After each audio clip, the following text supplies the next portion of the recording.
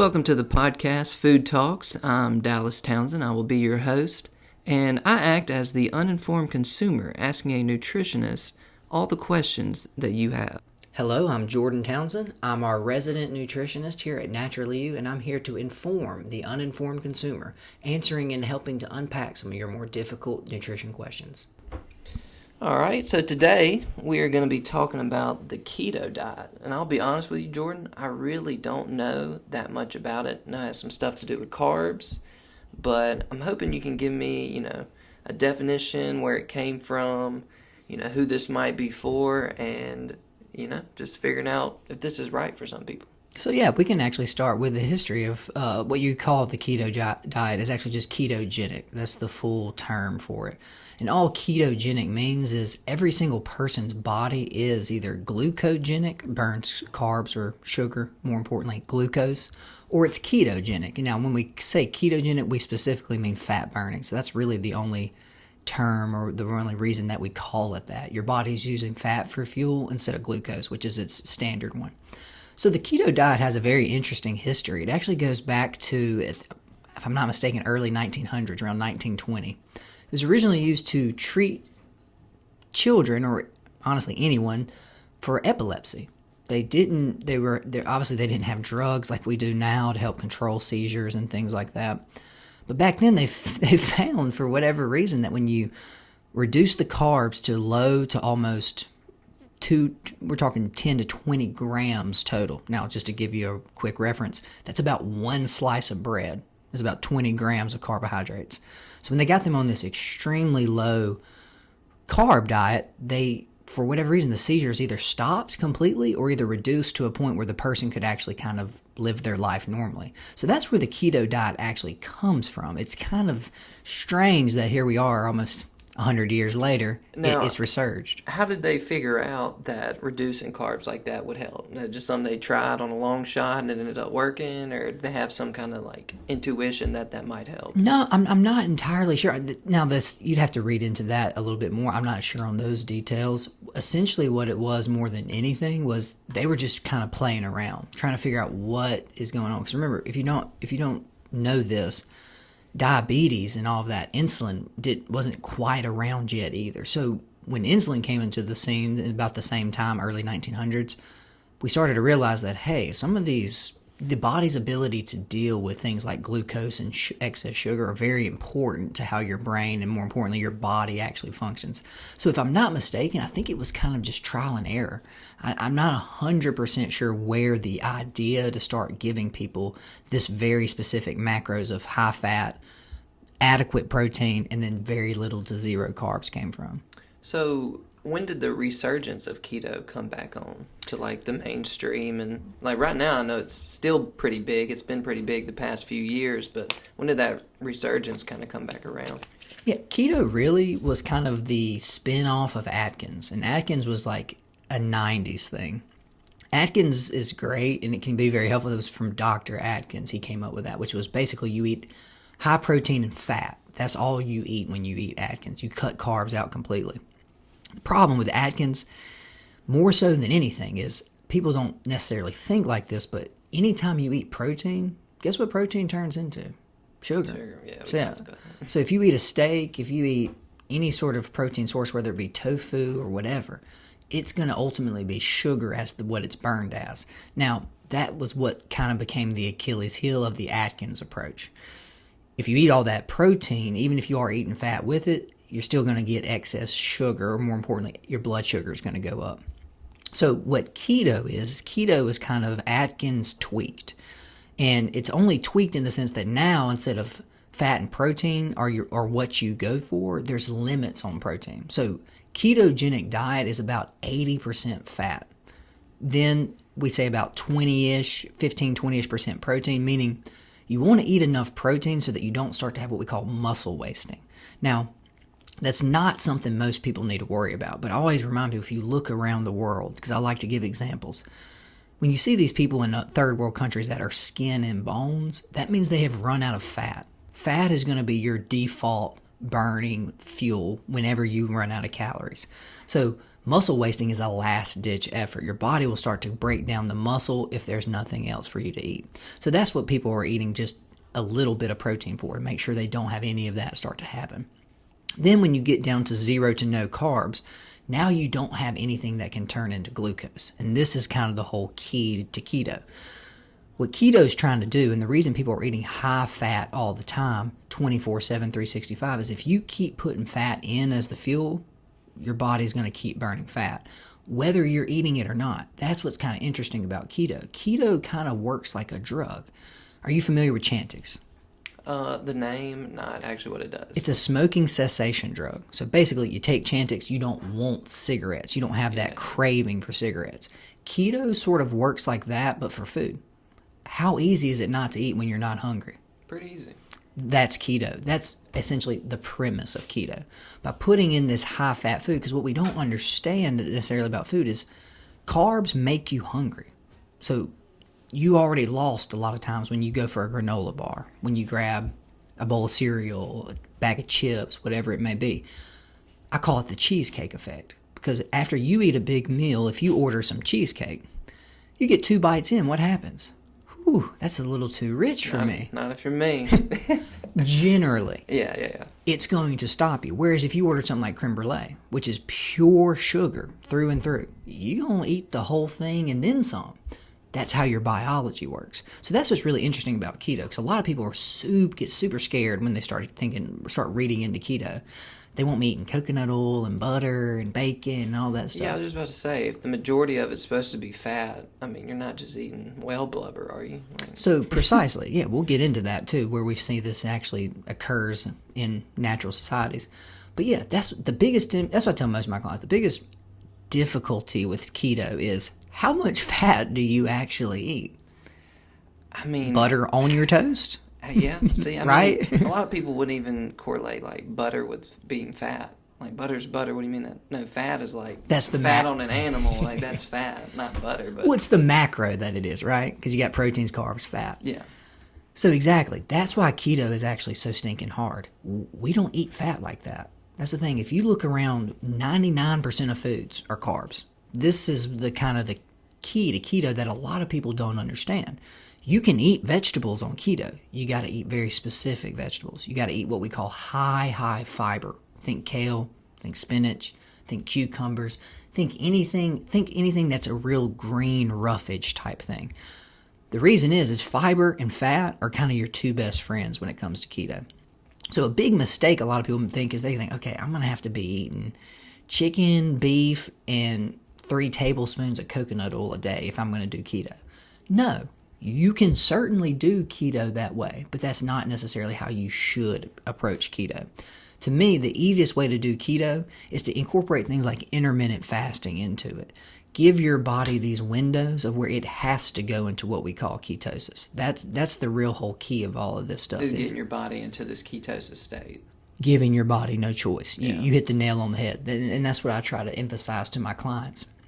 If you want to burn fat, you got to start to realize how your body prioritizes itself.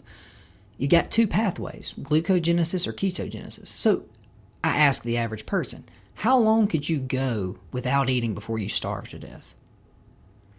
I mean, me personally, probably like 3 days. Well, but I know people not can even go close. months. No, not even you. The average person has about 2 weeks, okay. About 14 days of body fat stored. That's why when we see in third world countries. Quick fact, didn't we look it up? The longest a person went without eating, they were under a doctor's supervision, but was like an entire year without eating. So I'm super glad that you mentioned that, because that's the crazy part about this. We've been lied to a little bit about how we're supposed to approach food. The biggest thing on the back of a box of food is the calories. Well, turns out you actually don't need calories almost at all. What I mean by that is if you have any subcutaneous fat, more importantly, if you look like I do, really, really skinny, I still have about 12% body fat. So that's what I say, just because I don't have a gut or I don't have love handles, there's a lot of subcutaneous fat here. Mm-hmm. That's the thing. That's what I always remind people. If you have any fat stored on your body, that is officially now your biological savings account. The problem, you know what we keep doing every day? depositing into our biological checking account, or what we call our mouth. So you can only withdraw if you go into ketosis. So think about it like that. Think about how strict and, more importantly, how protective of your savings account you are. That's how your body feels about fat. Because in your DNA, you got to remember, humans for a long, long time were only hungry. There were huge chunks of time where we don't eat. That's why our bodies so quickly and readily store fat. Think about it this way. Anytime you get into a surplus, imagine if you can only store $1,000 in your checking account. Well, I pay you $1,200. Are you just going to throw $200 out?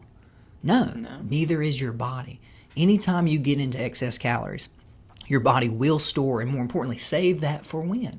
Later. Winter. Because it expects winter. You have 10,000 years of DNA history that says, hey, every time it gets cold, some of us die off. A lot of us used to. More importantly, about every 10 years, about every decade, there is a famine. Not might be, not could be, there is. So this is what your biology is still prepared for. You got to remember, it's only about the last 100 years that we turned this whole pyramid on its head.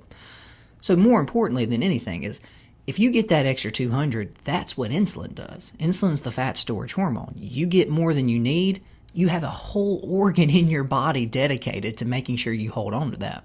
So this is what keto is really trying to do. If you want to burn fat, you have to be in what we call ketosis.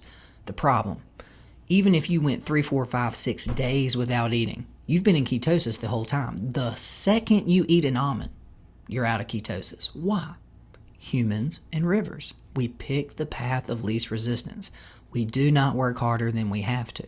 Meaning, glucogenesis takes about 10 to 15 minutes. That's why you can eat all of that creme brulee. You can eat an entire bag of chips. You can eat a whole sleeve of Oreos and not blink. Your biology has no issue because it can access that energy so quickly. Fat takes about 45 minutes to an hour before it's in a what we call ketone body phase, i.e. you can actually burn it for fuel. So, when your body's working quietly behind the scenes burning your fat, if you put in an almond or a piece of fruit, or even stranger enough, things like carrots. Carrots are actually very, very high sugar, more importantly, high starch. They don't have actual fructose in them. They have things that turn to sugar really quickly. Your body will shut down ketosis. Why? Dallas, you've been living out of your savings account.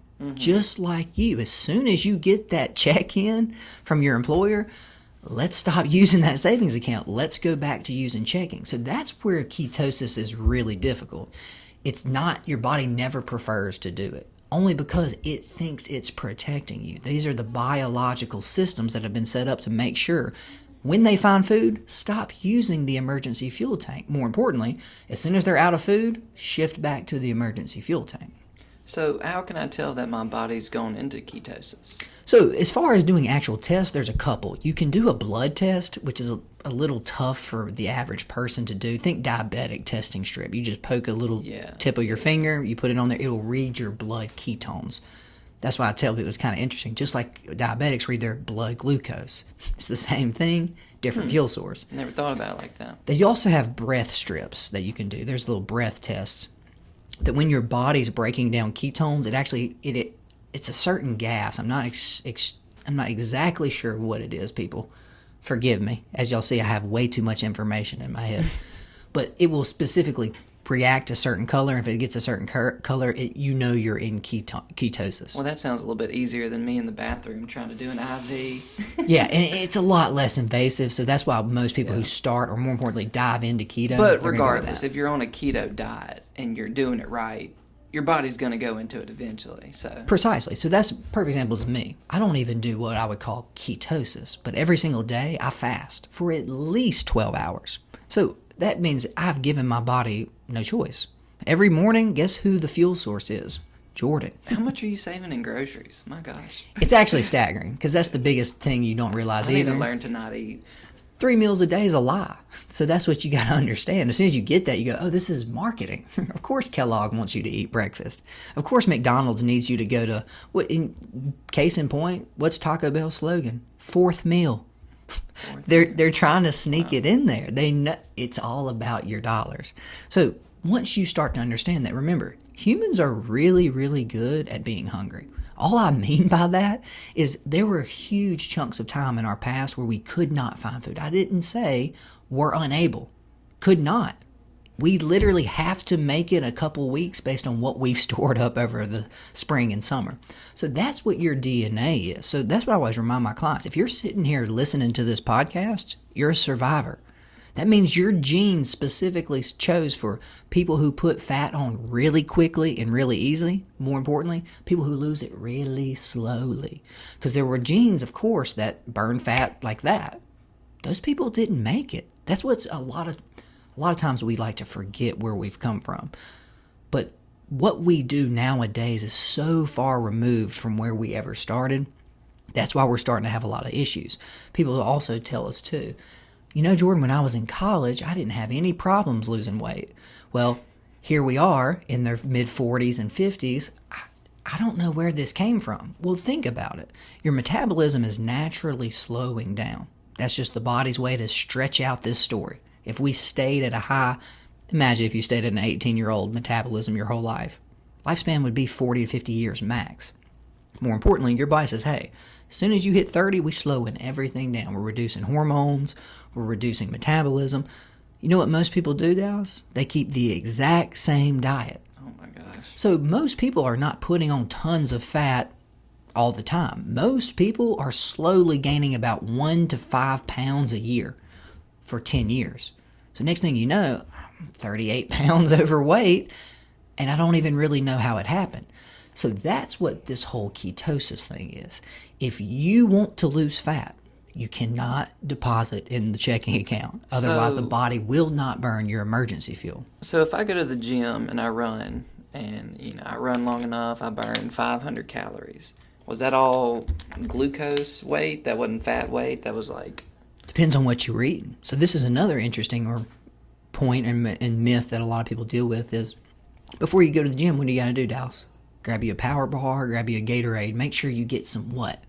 Some quick energy. Make sure you have carbs.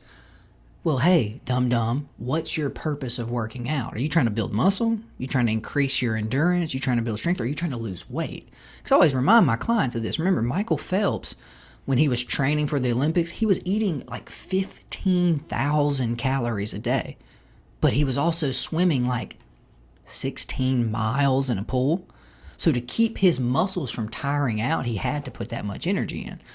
The average person, every mile you run is about 100 calories burned. Now that's run. That's not jog. That's not walk. It's probably not even treadmill. Treadmill's easier than actually running. It's moving for you. More importantly, too, every mile biked, or more important, every 3 miles biked is 100 calories. So you see, whereas the average person, if you eat a power bar and a Gatorade, that's about 250 calories right there.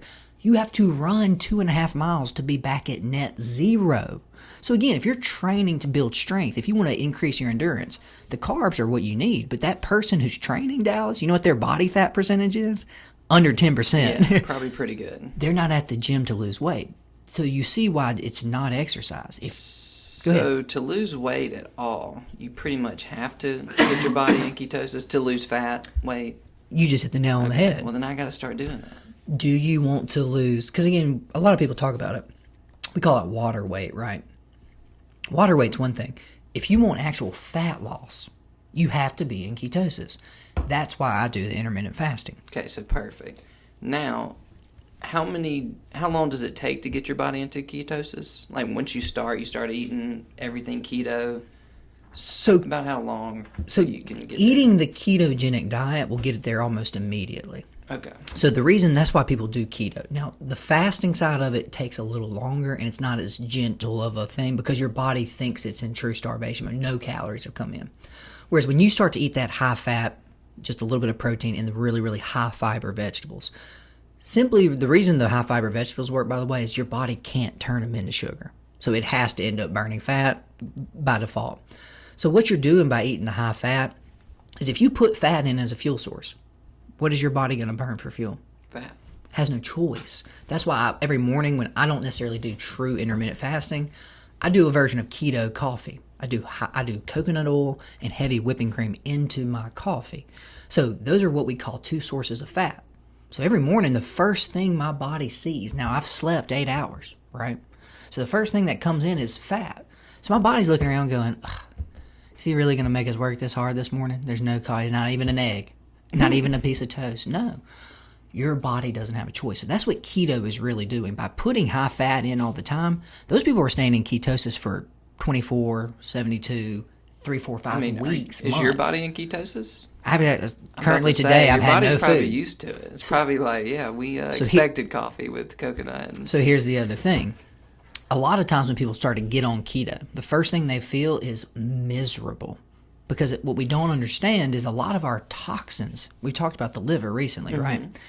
Remember what happens to some of those toxins if you can't deal with them? They get stored in your what?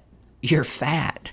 So a lot of people, when they go into ketosis, one, their body has almost forgotten about it. Now, I'm not saying it forgets like we do, but it's not very efficient at it. It hasn't run that mechanism very often. Some people probably never. You've eaten so much glucose and carbs and proteins your whole life that your body has never needed to burn its excess fat as fuel. So precisely. So what happens first and foremost, a lot of people experience what we call keto flu. Now, all that means is they start to get headaches, they feel faint, they get dizzy, they start sweating. What that is those toxins are burning out of that fuel. Imagine if you burned dirty gasoline. That's the easiest way to think of it. It's been sitting in that drum for 3, 4, 5 years. Yeah, it's going to have some particulate and some sludge in there. So as you start to get closer and closer back to what you originally started at, your body gets what we call keto adapted. That's where I'm at this point. Now, I've been doing this intermittent fasting thing for almost 3 years. So my body knows, hey, every morning it's on me. He ain't eating anything. More importantly, he's not eating anything we can turn to sugar, so it doesn't matter. If he does eat, it's going to be fat. So my body has gotten so efficient at just as soon as I wake up, we burning fat. We're burning Jordan. Jordan is the fuel source. So that's what's kind of nice about this. But I had a very interesting experience at Thanksgiving this year. We ate Thanksgiving lunch at 12 o'clock. Well, I had casserole, I had brownies, I had sweet tea, I had stuffing, dressing, turkey, ham. I felt terrible. Why? My body goes, what are you doing? It's not even noon yet, and you've already eaten more than you might eat an entire day. So that's what's so interesting about this. You can actually feel the reverse effect of it. 99% of people don't eat like that, so they feel the opposite effect, which is that kind of keto flu. All I can say about the keto flu stuff is give your body about a week.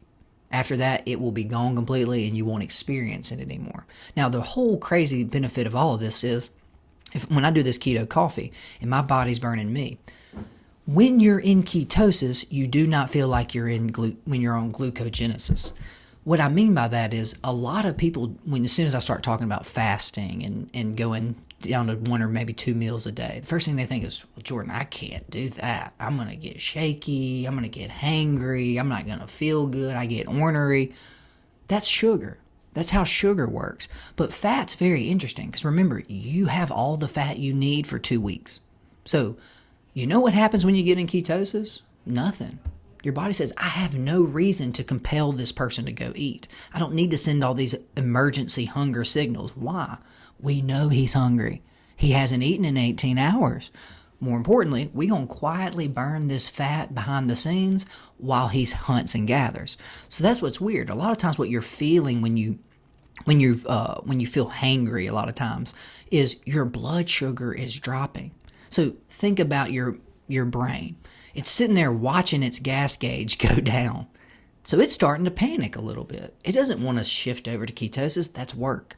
So if I can just compel you to grab a cupcake, eat an almond, grab a piece of fruit, that'll shoot that blood sugar right back up, and that'll get us right back stable. So that's what's weird, is your body wants the easy way just like you want the easy way.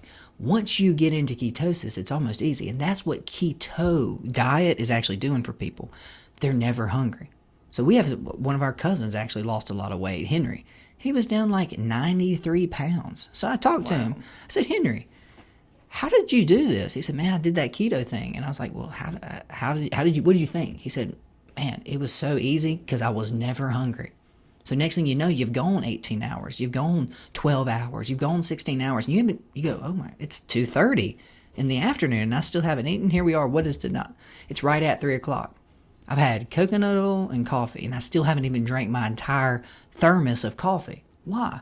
Because I don't need to. My body says, Jordan, if you don't put it in, we're already burning fat.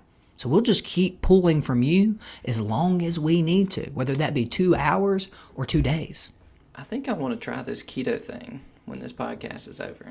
Maybe not tonight because I want to get Judomized. But let's get into, if I was going to try it, what can I eat and what should I eat, and like, so no, what keto foods? Yeah, that's a great question. So I always tell people, if you're going to do keto, the Keto 101 is the intermittent fasting side of it. Meaning, I always tell people, start off just doing the coconut oil and coffee. If you do it that way, one, you're not going to be hungry. That's the first thing most people can't understand. They go, Jordan, I have to eat breakfast. I have to have something. If you eat sugar, you're correct. If you're on a carb diet, you're right. You have never been on a high-fat diet, so you actually don't know what you're talking about. What other actual foods? This is where keto gets tough. Yeah. Well, this is where keto gets tough because biggest problem with what are most of our breakfast foods? Everything breakfast has sugar in it. It's just dessert food. I mean, I could skip breakfast. I'm fine with that, but I just meant like. So you would want to do something for breakfast. You'd want to do something like eggs, maybe some bacon, something like that. Maybe do an omelet with spinach and a lot of those like green, dense bell peppers. Anything that's going to be low glycemic. We got a whole list of free foods here at Naturally You that we can give you that actually goes through what are all quote unquote keto foods. So for breakfast, like I said, you can eat breakfast. You're messing up already. You're making your body work harder than it has to because you know what that egg turns into? Sugar. So that's the biggest issue. Now, there's a good bit of fat in an egg with the yolk. Is that still keto though? So yes, that's why I say remember it's high fat. Okay. Adequate protein. So very little protein, but some. Yes, and again, if you're doing quote, I'm putting air quotes here. If you're doing keto and it's not working, you're eating too much protein. You're leaning too much on the Atkins side of this, and why that's the Achilles heel of that whole approach. What if I just ate raw steak fat? Ooh. I would not encourage anyone to do that. Would it work though? It may work, but you could cook it even if you needed to, because I mean technically, right, butter, all those things. I'm just trying to be hard on my body. Easiest thing to do: start off with keto coffee. Put coconut oil in it only. That means you cannot use. Morning. That's beautiful. Then that means you can't use sugar. This is what a lot of people don't understand. I don't even really want you using stevia because anything that tastes sweet elicits what we call an insulin response. So you can use heavy cream. Why? Cream rises to the top. It's a different structural molecule than the liquid protein and sugar, or what we call lactose underneath it. The reason that is fat floats. So that's why cream rises up to the top. So you can actually use heavy whipping cream, and you can use coconut oil if you have to. So I always tell people, start there. That's Keto 101. I let them do that for about 12 to 18 hours. Then they break their fast with whatever they want. This is kind of getting you into it. I don't want to beat people up too much at first. I'd say, look, if you skip breakfast, I'll give you lunch and dinner to do whatever you want. Now, if you're going to do true keto, the easiest keto lunch to do is a huge salad. Now, I can do that. Well, people would think normally, okay, wait, that's carbs, right, Jordan? Yes, technically it is, but you're eating what source of carbs? You're eating high fiber ones. Your body cannot turn iceberg lettuce into energy. Can't turn spinach, cucumbers, now, all that what stuff can into I put energy. on the salad? So every day I put my salads. That's what I also tell people. If you don't like salad, you're not making your salads right. So I put everything from, I took 2 types of spinach. I put butter lettuce or 2 types of lettuce and spinach. I love butter lettuce. Super good, right? It doesn't really even taste like iceberg or any of those other ones you would associate with a salad. I put raw onion. Now that is going to be a little bit higher sugar as far as those go. That's a preference. I put pepperoncinis. I put sprouts. I like to do broccoli sprouts specifically because, as we talked earlier, they have sulforaphane in it, which is a very powerful sulfur molecule that's no longer actually present once it becomes broccoli. I do olive oil from J Olive. I do their Tuscan herb. Why? That's a keto dressing. That's a pure fat source. Then I do lemon balsamic vinegar. Again, why? Lemon is low sugar. They make a blueberry balsamic vinegar. It's chock full of sugar. They got a strawberry up at J Olive, chock full of sugar. So the reason I choose lemon is your average lemon as a whole has about 15 calories in it. So lemons are extremely low energy, as you probably know. You never overeaten lemons, have you? So I'll do that.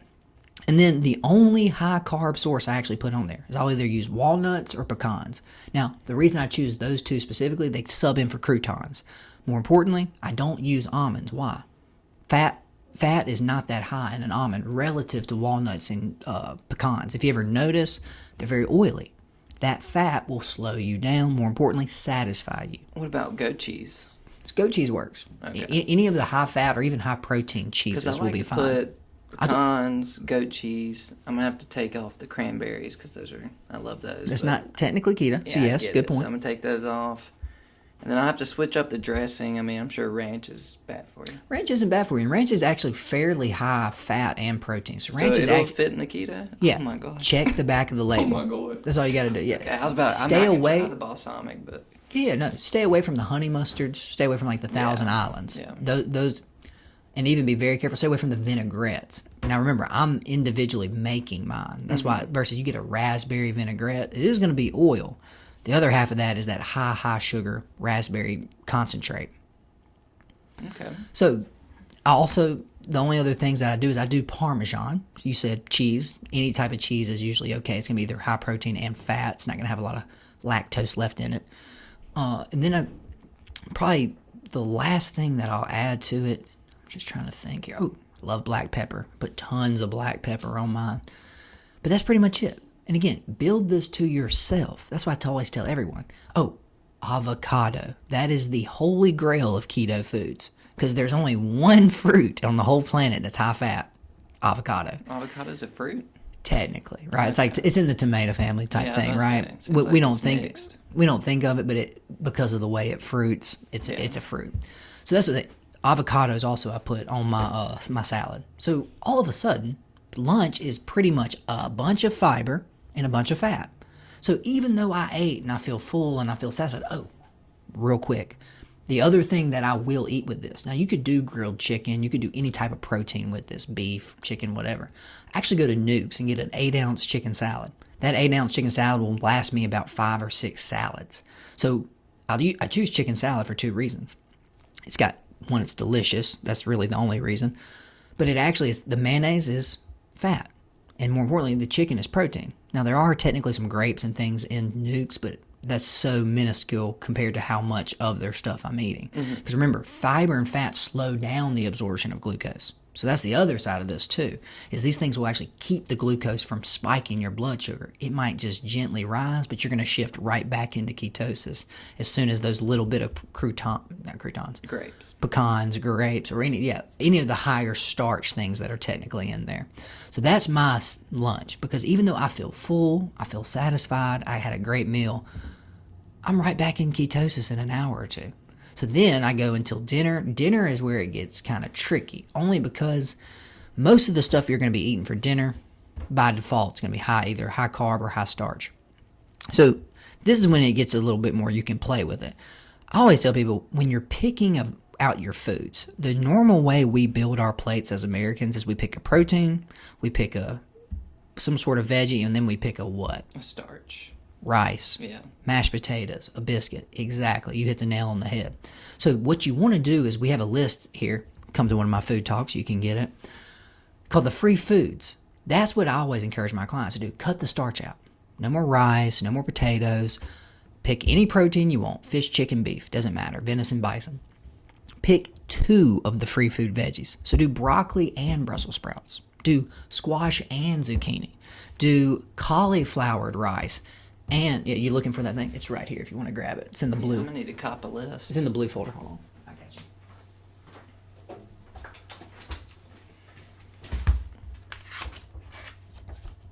Ooh, free foods. So yeah, there you can look at it, and you see how many vegetables made the cut, right? Mm-hmm. Look how few fruits made the cut. I mean, look how few vegetables I eat.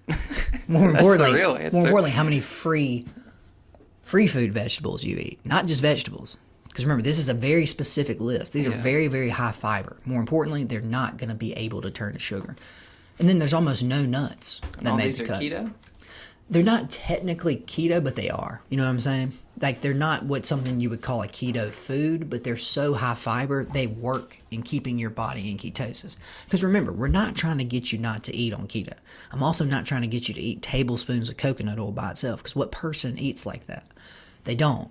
Remember too, if you're going to skip meals, if you're going to do some intermittent fasting, if you're going to do some of these different techniques, the most important thing, Dallas, is remember, you're not eating for calories. What are you eating for? It goes back to that experiment we just talked about at the beginning of the podcast. We had a guy go medically supervised 400 days without eating. You know what he did? He drank water, he took a multivitamin, he took a mineral, and he took an essential fatty acid supplement. That's what you're actually eating food for. You're not eating food for calories. You have all the gas in your tank that you need. But think about your body like a car. What else do you have to do to your car to make sure it goes other than put gas in it? You got to change the oil. Make sure the motor's working. You got to change the oil. Got to change the transmission fluid. The you got tires. Antifreeze, brake pads, all of those things. That's what the vitamins, the minerals, and the essential fatty acids are. That's why you actually get hungry. This is a really weird concept for a lot of people because it has nothing to do with calories. But welcome. You've been lied to. What you've been told you're supposed to be doing is not what you're actually supposed to be doing. More importantly, it's not what your biology is set up to do. So people that eat vegan, are they in ketosis most of the time? Sort of, no? Sugar is vegan. So vegan is a very kind of scary way to get into things because remember, you can just eat any fruit. Anything. Bananas are vegan, super high sugar fruit. I mean, peaches, watermelon, mango. Vegetarian then. All vegan. They're only eating vegetables, no fruits. Vegetarian just means plants. So it doesn't even mean that. It doesn't even that. You're thinking there are fruitarians, but that's even crazier. That's what killed Steve Jobs, so don't do that. Don't do it. Okay, well, I'm definitely going to have to try this. I really am. Yeah, because I've been going to the gym, and I just, might as well hit it from both sides. Yeah, the thing about this, just to kind of wrap it up, is the other thing people said was, Jordan, I've heard several clients tell me this. Well, Jordan, eating all that fat can't be good for you. It can't be good for your heart. It can't be good for your body. First off, wrong. You eat butter every day, don't you? You cook with olive oil, don't you? Your body has no issues processing and dealing with fat. The thing is, more importantly, your brain is over 60% fat. So anybody you know on a low-fat diet, please tell them to stop starving their most important organ, because that's all they're doing. Well, if your brain's fat, what if you burn too much fat on the keto diet and you start shrinking your brain? So long-term, yes. Before it starts muscle wasting, yeah, you will have some things. Now, typically you're going to have brain shrinkage too from dehydration, believe it or not. So being dehydrated is so scary too, is it puts that brain at an increased risk because of that. But more importantly, we know that people have been able to do this for thousands of years. It's called the Eskimo, the Inuit population. They pretty much live in ketosis 9 months a year. Why, Dallas?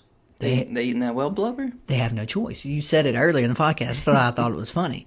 They essentially live off blubber and meat for 9 months of the year. So we know this is safe long term, not because we've done some studies. These people are still alive and still doing it. Yeah. That's how crazy this is. It's so far against what we've been told, but there's not a lot of money in you not eating. That's what you've got to baseline understand. No one likes General Mills doesn't like ketosis. Frito-Lay doesn't like intermittent fasting. Why? You're not buying products. Yeah, lower sales. More importantly, their products actually make you hungry. They drive your appetite up. It really does, though. Eating any kind of Rice Krispie or anything, you're like, I need another one. And you think it's you. No, your biology thinks it's helping you. It says, hey, you found high energy source. Eat as much as you can, human. I'll save it for later, so when you're hungry in 2 weeks, I got you. So that's what's so interesting to me about ketosis is we know it's safe. It's not going to hurt you. This is going into even our next podcast too, which is cholesterol. All this fat is not going to raise your cholesterol. Actually, a lot of times ketosis can even help drop it because your inflammation goes down. That's what cholesterol really is. It's an inflammation marker. So by getting rid of all the processed junky carbs and stuff, your inflammation goes down naturally. So all of a sudden you go to your doctor, your numbers are great. He goes, whatever you're doing, keep doing it. Well, Doc, I'm actually doing the complete opposite of what you told me. I'm not avoiding fat. I'm actually eating mostly fat. So if I started doing a keto diet tomorrow, when should I not, I guess, see results? Like, how long would weight loss take? Or I know that's hard to No. quantify. You But still want to only lose about a pound to half a pound a week. That's true fat loss. That's not just weight loss. So still going to be a war of attrition. That's why I always tell my clients. That says in about 4 to 6 months, you should lose about 20 to 30 pounds of fat. That's where this is different than these kind of fad diets where you can lose 15 pounds in 2 weeks. Meaning it's going to take you 4 to 6 months to put that fat back on, because that's how biology works. So if you went 4 to 6 months in ketosis, lost 25 pounds, you would have to actively work to put that fat back on, because otherwise your body's just going to not only keep going down, it's going to maintain. That's why I do this. I don't eat full keto. Why? I don't need to lose weight. But you know what I'm never going to need to do? Lose weight. Because I fast every single day. I make my body use me. so you can't eat Jutamas and you know these starches. Well, even today, every now and I'm then. doing 1 meal a day today, so that's the even more extreme version. Now, it took me 3 years to get here. I don't expect any of my clients or listeners to try to do this overnight. This is a process. You got to retrain that biology in your body. Get it. That's because what this really comes down to, the body is adaptable. If you give it sugar, it burns sugar. You give it fat, it burns fat. You give it protein, it burns protein. It will do whatever you tell it to do. We've even seen this with some marathon runners. There's a guy who ran a marathon every day. Isn't he doing that right now? Justin Wren? Yeah. Fight for the Forgotten? At first it was hard, but after about 6 months, he said, I don't even blink. So I just wake up, hit the trail. That's how quick your body can adapt to stuff. Within 6 months, someone who didn't run marathons is running one daily. That's also someone who can justify eating a lot of carbs before they go work out. He's going to burn about 2,700 calories. You realize that's more than the average person burns in an entire day. I try to burn like 300 at the gym, and that's hard.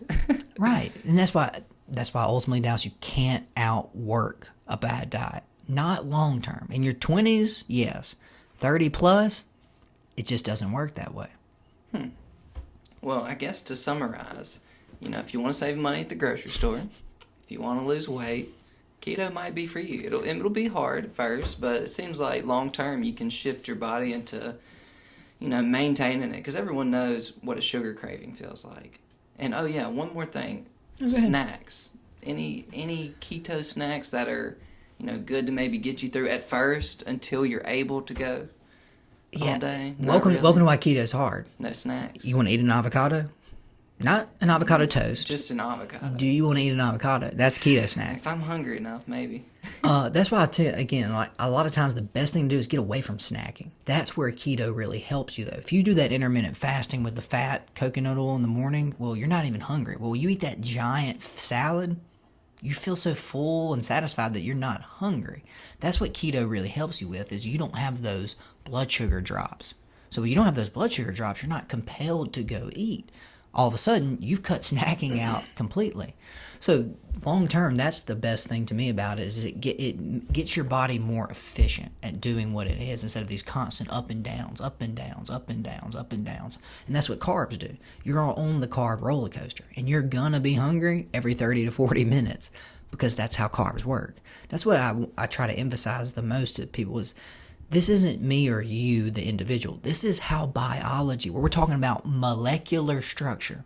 This is just how this molecule works. So this isn't opinion. This is not. just It's scientific biology. fact. Exactly. So that's what's even trickier. Now, just to end, too, on one more kind of benefit of the keto and intermittent fasting thing, the number one thing that happens, Harvard actually did a study. They said we're going to have a fed group and a fasting group. And we're going to give them a memory test before they eat, and then we're going to let them fast, and we're going to feed these people, and we're going to give them the memory test again. Who do you think did better on the memory test? The fasters. So why? That went completely against their hypothesis. But what they found was when you eat carbs, sugars, or any type of food, that takes your brain power away. Your brain now has to run your liver and your heart and your thyroid and your kidneys and your small intestine and your pancreas and all these other, I call them background apps. When you're in this fasting state, more important than anything is you've closed all the background apps.